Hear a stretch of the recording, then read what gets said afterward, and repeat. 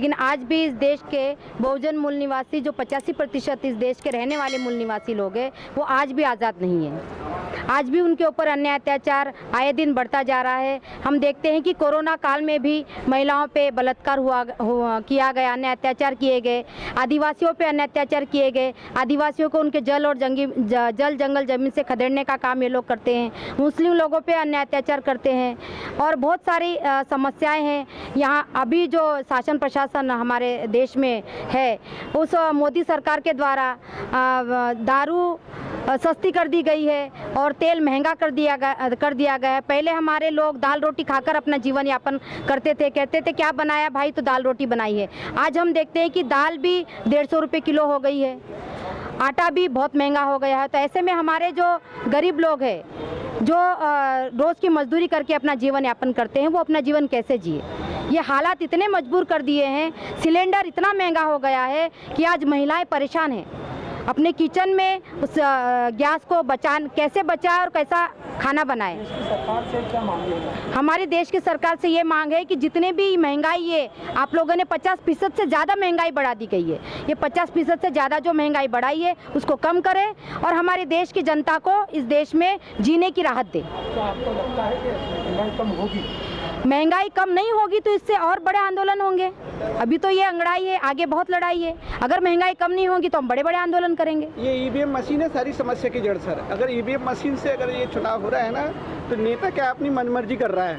पहले ballot paper से चुनाव होता तो लोकतंत्र कायम था, जनता की डिमांड रही, जनता की बात मानी जाती थी। मगर जब से ये ईवीएम मशीन आई है तो क्या है, ईवीएम से जो वोट डाला जा रहा है वो ईवीएम को डाला जा रहा है, मगर वो कहाँ जा रहा है, कहाँ ट्रांसफ़र हो रहा है, ये ईवीएम मशीन को पता है, जनता को नहीं पता है। सारी समस्या की जड़ है कि जब ईवीएम मशीन से वोटिंग की जा रही है तो उनको मालूम है कि हमको देश की जनता की ज़रूरत नहीं है, हम ईवीएम मशीन से ही वोट दे के चुन के आ रहे हैं। आज की डेट में सबसे ज़्यादा बड़ा अगर भगवान किसको मानते हैं तो ईवीएम मशीन है। आज महंगाई है जी, उसके लिए आप किसको जिम्मेदार ठहराते हैं?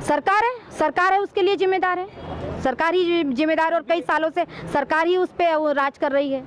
कभी कांग्रेस आती है, कभी भाजपा आती है, उसके अलावा तो कोई पार्टी आती नहीं है। लोगों का कहना है ये महंगाई तो राष्ट्रीय हित में बहुत जरूरी है। कोई राष्ट्र हित में महंगाई जरूरी है ऐसा कुछ भी नहीं है। अगर पेट्रोल आराम नहीं छोड़े, अगर पेंशन बंद कर दें, ये लोग अपनी पेंशन लेना बंद कर दें, अपनी जो पेंशन है वो बंद कर दें, गाड़ियाँ जो 100 कर्मचारी 50 कर्मचारी हैं वो बंद कर दें, भत्ता लेना बंद कर दें, तो राष्ट्रीय होगा। मगर जनता के लिए अगर ये महंगाई बढ़ाई तो कैसे, कहाँ से राष्ट्रीय होगा। देखिए रेलवे में हम लोग जाते हैं, कहते रेलवे घाटे में आता है। आप सोचने वाली बात है, रेलवे में आप देखते हैं कि जनरल डब्बे में कितने सारे लोग बैठते हैं, रिजर्वेशन में वेटिंग में कितने सारे लोग जाते हैं, तब भी कहते हैं रेलवे घाटे में चली गई और रेलवे को प्राइवेट कर दिया। कई ऐसे सरकारी सेक्टर जो है उनको प्राइवेट कर दिया गया और वहाँ पे सरकार का कहना है कि प्राइवेटेशन तो बहुत जरूरी है, इससे उन्नति होगी। जी नहीं, बिल्कुल सरकारी सेक्टर होने से भी इस देश की उन्नति होती है, लेकिन सरकारी सेक्टर को बदल कर अंबानी अडानी के वाले बड़े बड़े घराने के, कॉर्पोरेट घराने को ये लोग आगे लाना चाहते हैं और उनके माध्यम से इस देश में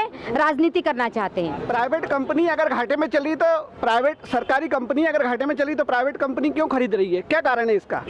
अगर सरकारी कंपनियां घाटे में चल रही है तो प्राइवेट कंपनी सरकारी कंपनी क्यों खरीद रही है? क्या कारण है उसका? वो लाभ ऐसा क्यों, क्या कारण वो क्यों खरीद रही है? क्योंकि लाभ है तभी तो वो खरीद रही है।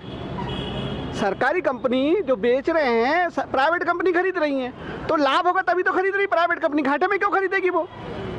पहले 8 घंटे लोग ड्यूटी करते थे, अभी 12-12 घंटे ड्यूटी करवाए जा रहा है। ये तो गुलामी है, ये सरासर भारत देश के लोगों को गुलाम बनाने का पूरी तरीके शासन प्रशासन का प्लान है। इसका हम सब पुरजोर विरोध करते हैं। जिला अध्यक्ष बहुजन मुक्ति मैं ऐलान करता हूँ कि अगर जिस दिन बहुजन मुक्ति पार्टी सत्ता पे आती है तो सबसे पहले तो महिला पे जो होने वाले अन्य अत्याचार के लिए मैं महिलाओं को फ्री में लाइसेंस बांटूंगा, शस्त्र दूंगा, ताकि महिला अपनी रक्षा कर सकें और संविधान के दायरे में है, अपनी रक्षा करने के लिए शस्त्र उठा सकते हैं। दूसरी ऐलान ये करता हूँ कि जितनी भी जो बंद पड़ी हुई फैक्ट्रियाँ है उस फैक्ट्रियों को खोल देंगे।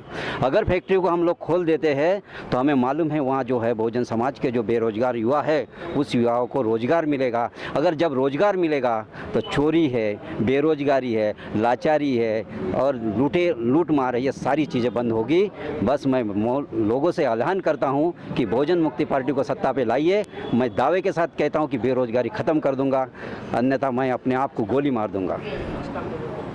स्टैम्प पेपर पे लिख के देता हूँ। मेरा नाम है अनिल चंडकापुरे, बहुजन मुक्ति पार्टी जिला अध्यक्ष।